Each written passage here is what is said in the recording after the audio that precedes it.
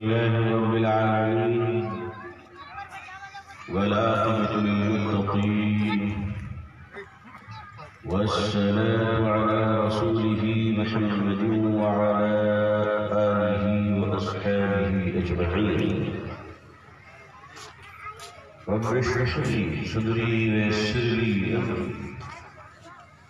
واحلل عقدة من لساني يفقهوا قولي. رب يسر ولا تعسر وتمم بالخير. ربي زدني علما ربي زدني علما اللهم ربي زدني علما والحقني بالصالحين. فاعوذ بالله من الشيطان الرجيم. بسم الله الرحمن الرحيم. ولنبلونكم بشيء من الخوف والجوع ونقص من الأموال والأنفس والثمرات وبشر الصابرين. صدق الله العظيم وصدق رسوله النبي الأمي الكريم. اللهم صل على سيدنا محمد وعترته بأدب كل معلوم. اللهم صل على سيدنا محمد عبدك ورسولك وعلى المؤمنين والمؤمنات والمسلمين والمسلمات. معزز علماء کرام، بزرگان محترم، نوجوانان اسلام، عزیزان گرامی، پردہ نشین خواتین امت اسلامیہ، ابھی ہمارے معزز نقیب جلسہ جناب حضرت مولانا اظہار کریمی صاحب، اب دیکھیے کہ میں کہ محترم بڑے بھائی کا نام بھی مجھے ٹھیک سے یاد نہیں. ایک وہ ہے کہ میرے بارے میں وہ سب کچھ جانتے ہیں جو مجھے بھی پتہ نہیں. بہت ساری چیزیں تو میں نے یہاں کے سنا کہ اچھا میں یہ بھی کرتا ہوں. تو بہرحال یہ محبت ہے کہ آدمی بہت کچھ محبت میں کہہ جاتا ہے. دعا کر دیجیے کہ اللہ تعالیٰ مجھے اپنے خیر خواہوں کے حسن زن سے بہتر بنائے. آمین ثم آمین. اور ایک دعا کر دیجیے کہ اللہ مجھے حاسدوں کی حسد سے بھی بچائے. آمین. اس وقت جب مجھے اللہ توفیق دیتے ہیں تو میں 3 دعائیں کرتا ہوں تنہائی میں. ایک اپنے نفس کے شرور سے بچنے کی دعا، دوسرا ابلیس کے خلفشار اور گمراہی سے بچنے کی دعا، اور تیسرا دنیا دار لالچی غیر تربیت یافتہ مولویوں کے حسد سے بچنے کی دعا. یہ اللہ سے مانگتا ہوں کہ اللہ بچا لے تاکہ زندگی میں کچھ کام کر سکوں. اللہ نے اتنا بڑا ملک ہمیں دیا ہے، اتنا بڑا ملک دیا ہے جس کی ڈومیسٹک فلائٹ 2.5 سے 3 گھنٹوں پر مشتمل ہے. اللہ نے اتنا بڑا ملک ہمیں دیا جس کی آبادی 132 کروڑ کو ٹچ کرنے والی ہے. اللہ نے وہ ملک ہمیں دیا کہ جہاں مسلم آبادی اس وقت دنیا میں نمبر 1 ہے. لوگ انڈونیشیا کہتے ہیں، لیکن اگر آپ انڈونیشیا اور ملک بھارت کا موازنہ کریں گے تو موازنہ کے بعد معلوم ہوتا ہے کہ انڈونیشیا پرسنٹیج وائز تو ٹھیک ہے وہ نمبر 1 ہے، لیکن آبادی کے تناسب نمبر آف کے حساب سے ایک فگر نمبر آف فگر کے اعتبار سے بھارت وہ دنیا کا پہلا ملک ہے جہاں الحمدللہ مسلمانوں کی آبادی دنیا میں سب سے زیادہ بڑھ رہا ہے. اور اتنی بڑی آبادی دنیا میں کسی کے پاس نہیں. سعودی عرب کے پاس بھی نہیں ہے، عرب ممالک کے پاس بھی نہیں ہے. جو اللہ تعالیٰ نے بھارت کے اندر دیا، میں سوچتا ہوں کہ اللہ اتنا عظیم دیش، پیارا وطن آپ نے ہمیں عطا فرمایا ہے. آخر واقعتاً آپ نے کیا حکمت رکھی ہے اس کے پس منظر میں، اور اس میں وہ کون سی خوبیاں مخفی ہیں جو ہم لے نہیں پا رہے ہیں۔ اور اتنے بڑے ملک میں، جس ملک کو لوگوں نے آرٹ اور پینٹس اور ڈرائنگ اور کلر سے سجایا ہو، جس ملک کو لوگوں نے پیڑ پودوں سے سجایا ہو، جس ملک کو لوگوں نے بڑی بڑی عمارتوں کی محیط سایوں سے سجایا ہو، جس ملک کو ثمر بکف لرزتی شاخوں نے سجایا ہو، اس ملک کے مسلمان ہیں جنہوں نے اپنے پیشانی کے سجدوں سے بھارت کو سجایا ہے۔ اتنا بڑا عظیم ملک، اور اس ملک کے یہ حالات کیوں ہو رہے ہیں؟ اس دیش میں ہماری حیثیت کیوں بن گئی؟ ہماری دقت یہ ہے کہ ہم اپنی تمام تر ناکامیوں کے لیے دوسروں پر الزام لگاتے ہیں کہ صاحب ہماری ناکامی کا ذمہ دار فلانے مذہب والے ہیں، فلانے دھرم والے ہیں، فلانی ذات والے ہیں، فلانی پولیٹیکل پارٹی والے ہیں، فلانے گورنمنٹ ہیں، فلانے آفیسرز ہیں۔ عزیزان ملت، میں آپ سے سب صاف کہہ دوں اور واضح لفظوں میں کہہ دوں، دنیا میں ہماری بربادیوں کا ذمہ دار اس وقت کوئی بن سکتا ہے جب ہم خود نہ ہوں، لیکن اس وقت دنیا کی تاریخ میں اور ملک بھارت میں مسلمانوں کی زوال اور بربادی کا اگر کوئی ذمہ دار ہے تو وہ مسلمان خود ہے، کوئی دوسرا نہیں۔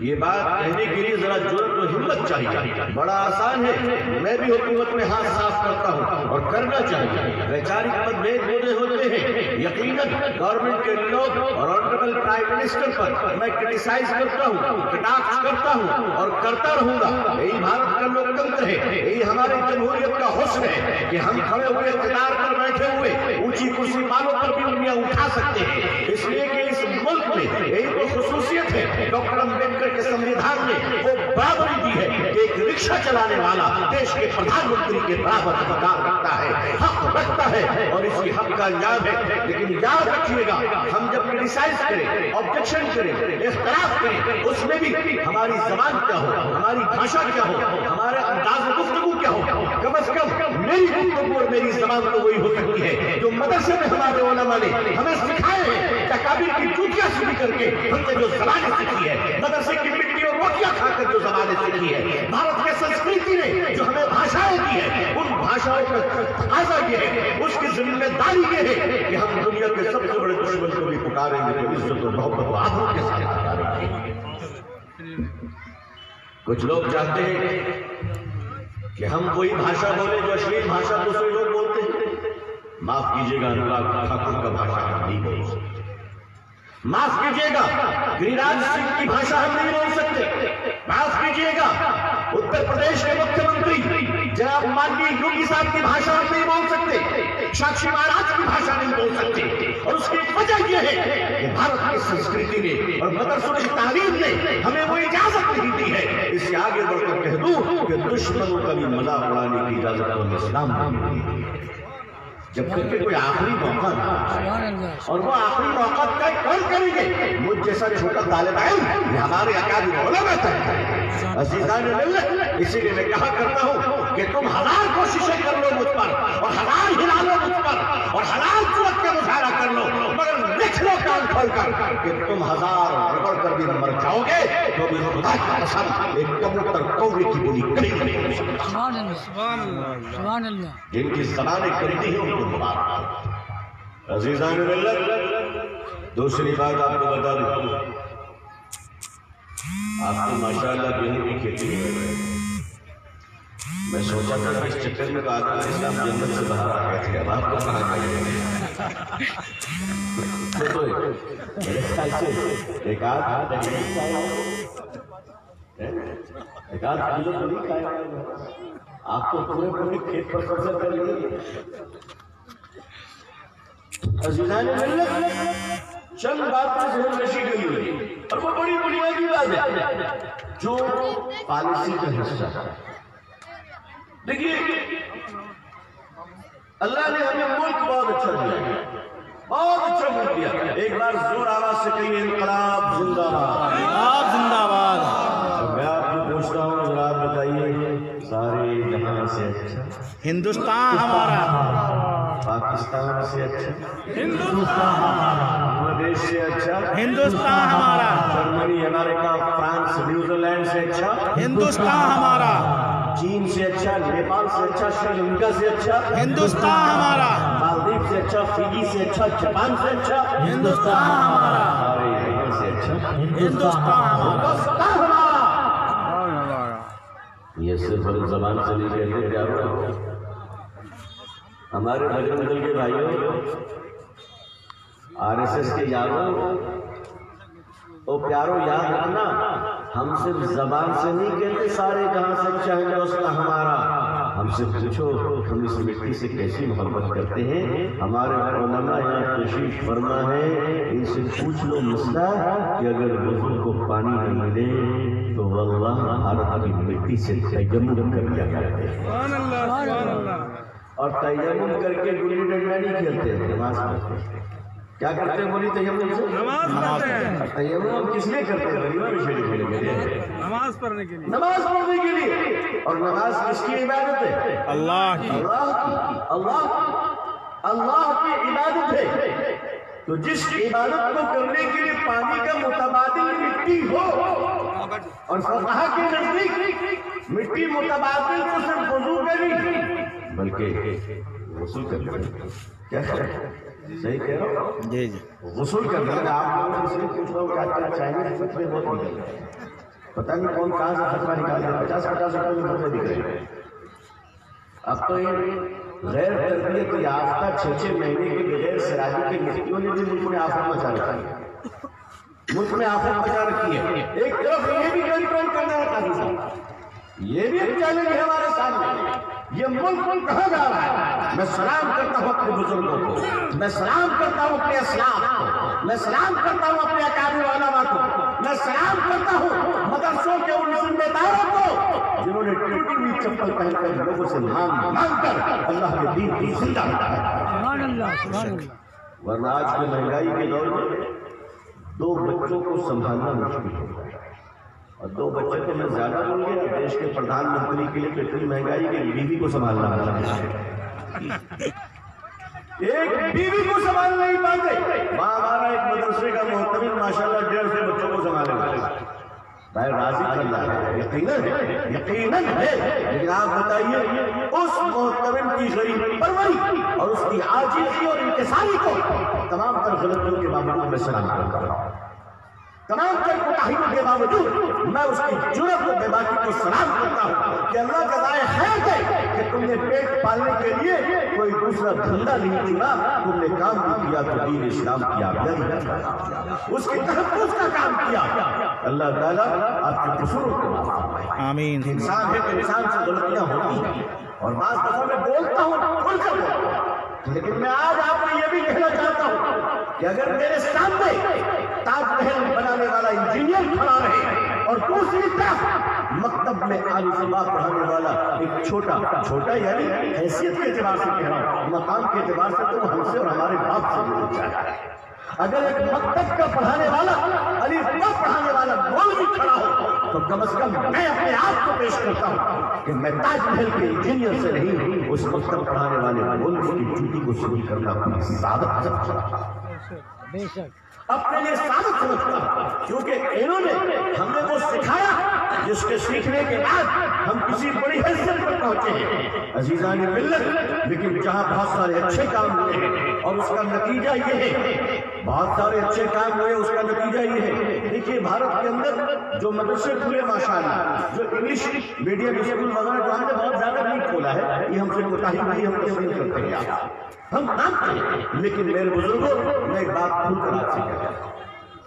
کوئی کنفیڈنس کی بات نہیں، ہمارا جو انٹلیکچوئل طبقہ ہے، ہمارا جو انٹلیکچوئل طبقہ ہے، ہمارا جو پڑھا لکھا ہے جسے بدوجیوی کہتے ہیں، ہمارے وہ لوگ جو ماڈرن ایجوکیشن یا ہائر ایجوکیشن کو کمپلیٹ کیے ہوئے ہیں، اللہ آپ کو اچھا رکھے، آپ بہت امپورٹنٹ ہیں ہمارے لیے، بہت امپورٹنٹ ہے۔ آپ کے دل میں یہ نہیں آنی چاہیے کہ علماء کے دل میں آپ کی عزت نہیں ہے، آپ کی عزت کیسے نہیں ہے؟ ارے وہ آپ ہیں جو اپنے خون پسینے کے پیسے دے کر ہمارے علماء کو مضبوط کیے ہوئے ہیں اور مدرسے کو چلا رہے ہیں، وہ آپ کی تجارت اور آپ کی کمائی کا حصہ ہے، ہم آپ کی بھی سلام کرتے ہیں۔ میری قوم کے مالداروں، خدا کی رحمت ہو تم کہ تمہارے مال آج اللہ کے دین کی طرف کام آ رہے ہیں۔ میرے قوم کے تاجروں، اللہ کی رحمت ہو تم پر کہ آج آپ کی محبت و مدد سے مساجد و مدارس قائم ہیں۔ میری قوم کے مالداروں، پڑھے لکھے لوگوں، ڈاکٹروں، انجینئروں، پروفیسروں، پولیٹیشینوں، اللہ کی رحمت ہے تم لوگوں پر، آپ بہت بڑا سرمایہ ہے،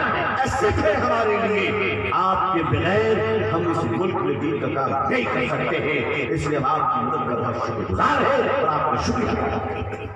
اور میں چاہتا ہی کہ جو مسٹر اور مولانا نے دنیا مسٹر اور مولانا، اور یہ دنیا اچھے بزرگوں کی وجہ سے نہیں آئی، غیر تربیت یافتہ ناقص العقل لوگوں کی وجہ سے آئی۔ کیا میں صحیح کہہ رہا ہوں؟ غیر تربیت یافتہ لوگ، غیر تربیت یافتہ سے میری مراد کیا وہ بھی سن لیا تاکہ وہ بھی ڈگری ہو، جس نے پڑھائی مکمل کی ہے مگر کسی اللہ والے کی جھوٹیاں سیدھی کر کر زندگی کے نشو و فراز کو سمجھانا، جس نے علم نبوت کو سیکھا ہے مگر ذات نبوت کو بھی سمجھا ہے، صلی اللہ علیہ وسلم۔ اللہ ہم سب کو توفیق دے۔ میں یہ بات صاف لفظوں میں کہہ رہا ہوں کیونکہ اس کی ضرورت ہے، اس کی ضرورت ہے۔ عزیزان ملت، ہمارے جو صفحہ اول کے آپ کو آپ کے شان شان عزت و احترام ملے گا، لیکن یہ جو مسٹر مولانا کا فرق ہو گیا ہے، یہ فرق بڑی سازشوں کے ساتھ پیدا کی گئی ہے اور اسی لیے پیدا کی گئی ہے، ورنہ ایک زمانہ تھا جب دارالعلوم دیوبند کے فارغین علی گڑھ مسلم یونیورسٹی میں جایا کرتے تھے اور علی گڑھ مسلم یونیورسٹی کے فضلاء دارالعلوم دیوبند میں آ کر اپنی تعلیم کو مکمل کیا کرتے تھے۔ مسٹر اور مولانا ایک ڈاکٹر ہمارے لیے بہت ایک انجینئر ہمارے لیے بہت اہم ہے۔ عزیزان ملت، میں آپ سے گزارش کرتا ہوں آپ علماء سے دور نہ جائیں۔ ہو سکتا ہے کہ جس سبجیکٹ میں آپ ماہر ہوں وہ سبجیکٹ ہمارے عالم نہ جانتے ہو، لیکن یہ بھی تو ہے کہ جو سبجیکٹ ہمارے علماء جانتے ہیں وہ سبجیکٹ آپ نہیں جانتے، تو ہمیں آپ کے سبجیکٹ کو جاننے کی ضرورت ہے اور ہمارے سبجیکٹ کو آپ کو جاننے کی ضرورت ہے۔ چلیے آئیے، آپ کے پاس جو ماڈرن ایجوکیشن ہے وہ بڑا امپورٹنٹ ہے، آپ اس سے ہمارے علماء کے طبقے کو اپڈیٹ کر دیجیے۔ آپ کو جو اللہ تعالیٰ نے ماڈرن ایجوکیشن کی صلاحیت دی ہے، آپ اس سے ہمارے دیندار طبقہ علماء طبقہ کو اپڈیٹ کر دیجیے، اور آئیے وضو بنانے کے طریقے سے لے کر ماں کی گود سے لے کر قبر کی گود تک، ماں کی گود سے لے کر قبر کی گود تک نبی کریم صلی اللہ علیہ وسلم کی سنت کے مطابق، آپ کی شریعت کے مطابق زندگی کس طرح گزاری جائے، یہ آپ علماء کی خدمت میں بیٹھ کر پورے کے پورے جان لیجیے تاکہ آپ کی اور ہماری دنیا بھی درست ہو جائے اور آخرت بھی درست ہو جائے انشاءاللہ العزیز۔ اسی لیے قرآن کریم نے جو دعا ہمیں سکھائی ہے، ربنا آتنا فی الدنیا حسنہ وفی الآخرۃ حسنہ وقنا عذاب النار۔ مسلمانوں، تمہاری دنیا بھی درست ہونی چاہیے اور تمہاری آخرت بھی درست ہونی چاہیے۔ اگر تم نے دنیا پہ توجہ نہیں دی اور دنیا میں رہنے کا حق ادا نہ کیا اور جس عظیم مقصد کے تحت اللہ رب العزت نے ہمیں اور آپ کو اس دنیا میں بھیجا ہے، یاد رکھیے گا اگر دنیا اتنی گندی جگہ ہے جو رہنے کی جگہ نہ ہوتی تو اللہ نہ رہنے کی جگہ پر اپنے نبیوں کو نہ بھیجتا، اللہ نہ رہنے کی جگہ پر اپنے بندوں کو نہیں بھیجتا۔ الدنیا مزرعۃ الآخرہ، اور کما قال علیہ الصلوۃ والسلام، یہ دنیا کی آخرت کی کھیتی ہے، جو تم یہاں بو گے وہ آخرت میں تم کاٹو گے، جو تم لگاؤ گے وہ تمہیں آخرت میں ملے گا۔ عزیزان مکرم، اگر آپ کو یہ درس لینا ہے، آپ کو دین سیکھنا ہے، یاد رکھیے گا کہ اگر جسم بیمار ہو جائے تو جسم کے علاج کے لیے ایک ڈاکٹر سے کنسلٹ کرنا، یہ میرے آقا کی سنت ہے صلی اللہ علیہ وسلم۔ ڈاکٹر کی پرسکرائب کی ہوئی میڈیسینز کو لینا، تدبیر اختیار کرنا، یہ میرے پیارے آقا صلی اللہ علیہ وسلم کی پیاری سنت ہے۔ مگر میں آپ کو بتا دوں، اسی طرح روحانی مریضوں کے ڈاکٹر اہل اللہ ہیں، روحانی مریضوں کے ڈاکٹر ہمارے علماء اکابر بزرگان دین ہیں، روحانی مریضوں کے ڈاکٹر ہمارے مدارس کے بڑے بڑے اساتذہ۔ تو اگر جسمانی مرض کی شفا کے لیے ہمارے ڈاکٹر سے کنسلٹ لازم ہے تو اپنی روحانیت اور آخرت کو ٹھیک کرنے کے لیے علماء سے تعلق رکھنا فرض ہے۔ مگر جب یہ دوریاں آ جاتی ہیں، جب یہ دوریاں پیدا ہوتی ہیں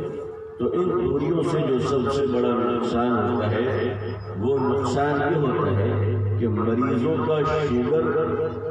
ہائی اور لو ہوتا ہے، لیکن جو دوسرا طبقہ ہے ان کی آخرت کا بڑا مسئلہ ہو جاتا ہے۔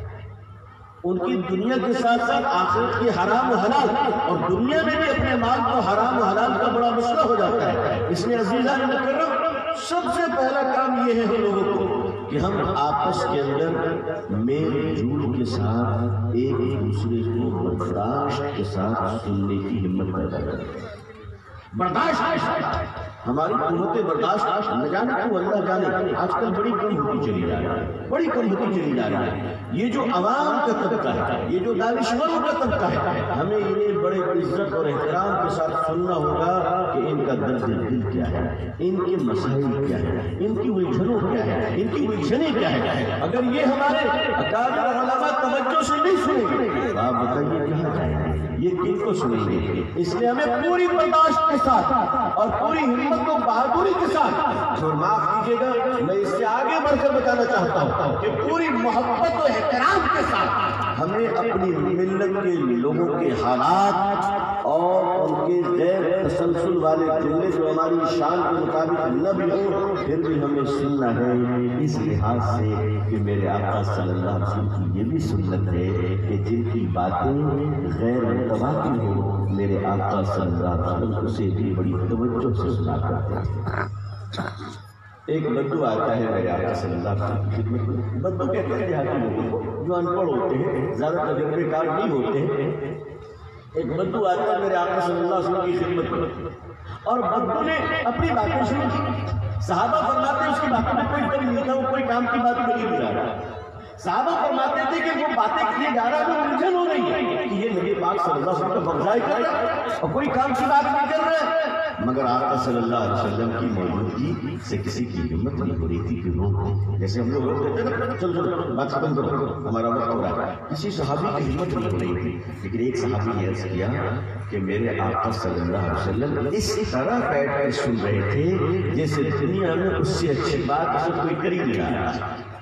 اپنے تیور اور اپنے حیت کو بھی آپ بدل نہیں رہے تھے، پورے ہمت فرموش ہو کر آپ سن رہے تھے، لیکن جب وہی حضرات ایمان لائے، ذرا غور فرمائیے، جب وہی لوگ ایمان لائے تو انہوں نے ایمان لانے کے بعد حضور صلی اللہ علیہ وسلم کی صحبت میں جو وقت گزارا تو تربیت کے اس اعلیٰ مقام پر پہنچے کہ ایک موقع پر مدینہ منورہ میں نبی کریم صلی اللہ علیہ وسلم عصر کے نماز کی امامت فرما رہے، عصر کی نماز پڑھا رہے ہیں،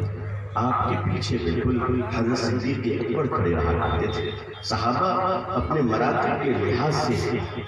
نبی کریم صلی اللہ علیہ وسلم بالکل پیچھے پہلی صف میں کھڑے ہوا کرتے تھے۔ حضرت ابو بکر کھڑے ہوئے تو کبھی دائیں طرف حضرت عمر کھڑے ہو گئے، بائیں طرف حضرت عبداللہ ابن مسعود کھڑے ہو گئے رضی اللہ تعالیٰ عنہ۔ نبی کریم صلی اللہ علیہ وسلم نے عصر کی نماز 4 پڑھانے کے بجائے آپ نے 2 پڑھا دی اور سلام پھیر دیا، سلام پھیر دیا۔ ذرا غور فرمائیے کہ ایک وہ بدو ہے، لیکن بات کا نتیجہ، بات تربیت کے بعد نتیجہ کیا ہے؟ آپ نے 2 رکعت میں سلام پھیر دیا۔ ہماری مسجدیں ہو تو ہنگامہ کرتے ہیں کہ امام صاحب تنخواہ تو آپ کو پوری دیتے، نماز آپ ادھوری پڑھاتے، ہنگامہ شروع کرتے، احترام نہیں ہمارے دلوں میں۔ عزیزان ملت اپنے امام کا احترام کیجئے، امام صاحب آسمان سے اتری ہوئی مخلوق نہیں ہے، ہمارے اور آپ کی اولاد ہے، ہمارے اور آپ کی بچے ہیں، ہمارے اور آپ کے ہی بھائی ہیں۔ غلطی انسانوں سے نہیں ہوگی تو کیا جبریل علیہ السلام کے بھتیجوں سے ہوگی؟ بھئی انسانوں سے ہوگی۔ آپس میں برداشت کرنے کی قوت لائیے، علماء بھی برداشت کرے اور عوام بھی برداشت کرے۔ غلطیاں دونوں سے ہوگی، غلطی ہوگی اسی لیے کہ اسے سدھار لیا جائے، اسے سدھار لیا جائے۔ نبی پاک صلی اللہ علیہ وسلم پورا مجمع کہے صلی اللہ علیہ وسلم، بلند آواز سے کہیے صلی اللہ علیہ وسلم، صلی اللہ علیہ وسلم۔ آپ صلی اللہ علیہ وسلم نے 2 رکعت میں سلام پھیر دیا۔ اب صحابہ میں کسی کی ہمت نہیں ہو رہی کہ پوچھ لیں کہ آپ نے 2 کیوں پڑھائے، یہ نماز تو 4 پڑھانی تھی، لیکن اب جب یہ ہلچل اور بے چینی پھیلی وہاں پر ایک صحابہ حضرت ابو بکر کچھ نہیں فرمایا اور بڑے فقیہ حضرت عبداللہ بن مسعود رضی اللہ تعالیٰ بڑے فقیہ ہیں، اتنے بڑے فقیہ کہ آپ نے کوفے کے اندر جو بڑے بڑے علماء دیکھ رہے ہیں، تاریخ میں نام پڑھ رہے ہیں، یہ حضرت عبداللہ ابن مسعود رضی اللہ تعالیٰ عنہ کی محنت کا نتیجہ ہے، محنت کا نتیجہ ہے۔ جب کوفہ کو بسایا گیا اور اہل کوفہ نے حضرت عمر رضی اللہ تعالیٰ عنہ سے درخواست کی کہ اے عمر فاروق رضی اللہ تعالیٰ عنہ امیر المومنین، ہمارے پاس کسی اہل علم کو بھیجیے جو ہماری تربیت کرے، جو ہمیں تعلیم دے، تو آپ رضی اللہ تعالیٰ عنہ امیر المومنین حضرت عمر بن الخطاب رضی اللہ تعالیٰ عنہ نے حضرت عبداللہ ابن مسعود رضی اللہ تعالیٰ عنہ کو کوفہ بھیجا، اور کوفے کے گورنر کے نام پر جو خط لکھا تھا، اس خط میں آپ نے لکھا تھا کہ اے کوفہ کے گورنر عمر، آج عبداللہ ابن مسعود کو تمہارے یہاں بھیج رہا ہے، وہ عبداللہ ابن مسعود جسے کوفہ سے زیادہ عمر کو اس کی ضرورت ہے، مگر عمر اللہ کے نبی کے دین کی خاطر عبداللہ ابن مسعود کی جدائی کو برداشت کر رہا ہے۔ ایسے بڑے صحابہ، کبار صحابہ، خاموش محدث جلیل و کبیر، بڑے بڑے صحابہ، حضرت ابو ہریرہ رضی اللہ تعالیٰ عنہ، گرچہ کہ انہیں نبی پاک صلی اللہ علیہ وسلم کی رفاقت کے صرف 3 ہی سال ملے ہیں، مگر ان 3 سال میں آپ دنیا کے تمام محدثوں کے استاد ہیں، آپ دنیا کے تمام محدثوں کے امیر ہیں، آپ دنیا کے تمام محدثوں کے لیے اعتبار و حوالہ کے مرکز و مینار ہیں۔ سارے صحابہ خاموش ہیں، کسی میں ہمت نہیں ہوتی کہ پوچھ لے کہ یا رسول اللہ صلی اللہ علیہ وسلم، آپ نے عصر کی نماز 2 رکعت کیوں پڑھا؟ ایک صحابی جو تازہ تازہ ایمان لائے ہیں، زیادہ جانتے نہیں ادب و آداب کیا ہوتے ہیں، وہ کنارے نماز پڑھ رہے تھے، انہوں نے ذرا ہمت کی پوچھنے کی، آئے بڑوں کو تو ہمت نہ ہوئی، چھوٹوں نے جو ہمت کی تو انداز ہمت، انداز گفتگو پہ قربان چاہیے۔ وہ صحابی جو نئے ایمان لائے 2-4 دن ہوئے ہیں، انہوں نے ہمت کی، اور اس طرح ہمت کی، انہوں نے کہا میرے ماں باپ آپ پر قربان، درود و سلام ہو آپ پر یا رسول اللہ صلی اللہ علیہ وسلم، میرے آقا صلی اللہ علیہ وسلم، میں یہ پوچھنا چاہتا ہوں کیا آج سے عصر کی نماز 2 رکعت؟ سبحان اللہ، پوچھنے کے انداز پر قربان آئے، کیا آج سے عصر کی نماز 2 رکعت؟ کیونکہ 4 بھی آپ نے پڑھائی تو 4 آپ کو پڑھا دیں گے، 2 پڑھیں۔ بھائی بتاؤ، ہماری مرضی ہے نبی پاک صلی اللہ علیہ وسلم کی شریعت ہے، ہمارے لیے حکم تو میرے آقا کی شریعت ہے صلی اللہ علیہ وسلم، تو اگر 2 ہے تو آج سے ہم 2 ہی پڑھیں۔ میرے پیارے آقا صلی اللہ علیہ وسلم نے فرمایا، آپ نے پیچھے مڑ کر دیکھا برکت کی طرف کہ ماجرا کیا ہے، حضرت صدیق اکبر رضی اللہ تعالیٰ عنہ فوراً کانپنے لگے اور کہنے لگے یا رسول اللہ صلی اللہ علیہ وسلم، پڑھائی تو آپ نے 2 ہی رکھے تھے، باقی اب مجھے کچھ نہیں معلوم کہ ارادے نبی کے کیا آگے فیصلے خدا کے کیا ہے۔ بھائی دوران نماز بھی تو احکام نازل ہوتے، قبلتین میں جائیے، مسجد قبلتین میں تحویل قبلہ، تبدیلی قبلہ کی آیات آپ کے ہیں، نماز بھی تو نازل ہوئی۔ میرے آقا صلی اللہ علیہ وسلم کھڑے ہوئے اور آپ نے 2 اور پڑھائی، نماز مکمل فرمائی اور محراب میں تشریف لے گئے اور ایک عجیب بات فرمائی اور فرمانے لگے جسے امام بخاری نے نقل کیا، فرماتے ہیں میں بھولتا نہیں ہوں، بھلایا نبی بھولا نہیں کرتا، نبی سے چوک ہوا نہیں کرتا، اللہ تعالیٰ امت کے بڑے مسائل کو حل کرنے کے لیے آپ سے کروایا ہے۔ عزیزان ملت، حالات جب بھی آئے اور کیسے بھی حالات آئے، اس وقت بھارت کے مسلمان آزمائش کے دور سے گزر رہے ہیں، بھارت کے مسلمان اس وقت آزمائش کے دور سے گزر رہے ہیں، مگر آزمائش کے وقت ہی تو پتہ چلتا ہے اپنا کون ہے اور بیگانہ کون ہے، آزمائش کے وقت ہی تو پتہ چلتا ہے دوست کون ہے دشمن کون ہے، آزمائش کے وقت ہی تو پتہ چلتا ہے وفادار کون ہے عیار کون ہے مکار کون ہے، آزمائش کے وقت ہی تو یہ ساری چیزیں ہوتی ہے، لہذا آزمائش اللہ کا عذاب نہیں، اللہ کی رحمت ہوتی ہے، آزمائش اللہ کی رحمت ہے، عذاب اللہ کی مصیبت ہے۔ چائنا میں عذاب آیا ہے، کسی نے بڑا اچھا کہا کہ غلط فیصلے جیسے بھی ہوں وائرس پھیل جاتا ہے، غلط فیصلے جیسے بھی ہو وائرس پھیل جاتی ہے. اگر حلال حرام گوشت کھا لو تو کرونا وائرس پھیل جاتی ہے، اور غلط ووٹوں کا استعمال کر لو تو رونا وائرس پھیل جاتا ہے. اس وقت جن حالات میں ہے میں اس میں زیادہ جانے نہیں چاہتا. میں نے لاہور کے مسلمانوں کی کیفیت کے درد آب و بقا کے واقعات کو نظر سے دیکھی بھی اور کانوں سے سنا.